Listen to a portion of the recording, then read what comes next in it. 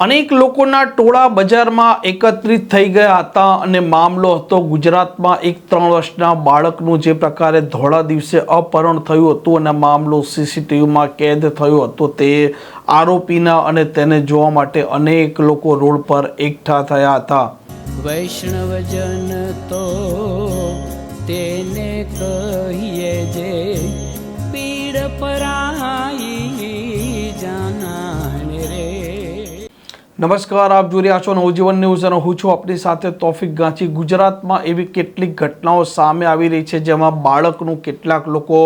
અપહરણ કરી રહ્યા છે અને કેટલાક કિસ્સામાં સમગ્ર ઘટના છે તે સીસીટીવીમાં કેદ પણ થઈ જતી હોય છે। થોડાક દિવસ પહેલાં કલોલના છત્રાલ પાસે પણ આવી એક ઘટના બની હતી, અન્ય જિલ્લામાં પણ આવી એક ઘટના બની હતી અને સુરતના ઉધના પોલીસ સ્ટેશનમાં પણ આવી એક ઘટના સામે આવી હતી જેમાં આ આરોપી અત્યારે ચાલી રહ્યો છે તે આરોપી એક 3 વર્ષના બાળક છે તેનું અપહરણ કર્યું હતું અને સમગ્ર ઘટના છે આ ઘટના સીસીટીવીમાં કેદ પણ થઈ હતી। આ આરોપીએ જે પ્રકારે આ બાળકનું અપહરણ કર્યું ત્યારે તે આ બાળકી છે તેવું તે સમજતો હતો કેમ કે તેના મોટા વાળ હતા, પરંતુ વાસ્તવમાં તે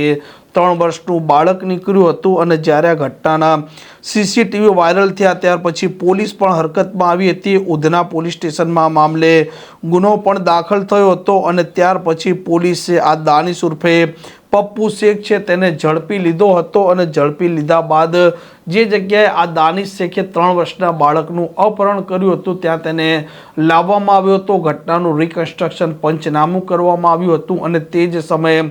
આસપાસના અનેક લોકોના ટોળા ત્યાં એકત્ર થયા હતા કેમ કે આ ઘટના છે આ ઘટનાએ ચકચાર પણ મચાવી હતી અને ગુજરાતમાં આ બાળકનું અપહરણ થયું હતું તે મામલો પણ ચર્ચામાં આવ્યો હતો। જો કે પોલીસ અત્યારે આ દાનિશ શેખ છે તેણે બાળકનું કેમ અપહરણ કર્યું અને ભૂતકાળમાં તેણે આવી કોઈ પણ પ્રકારની ઘટનાને અંજામ આપ્યો છે કે નથી આપ્યો, સાથે તે આ બાળકોને ચોરનારી ગેંગ સાથે તો તે સંકળાયેલો નથી, હ્યુમન ટ્રાફિકિંગ સાથે પણ તે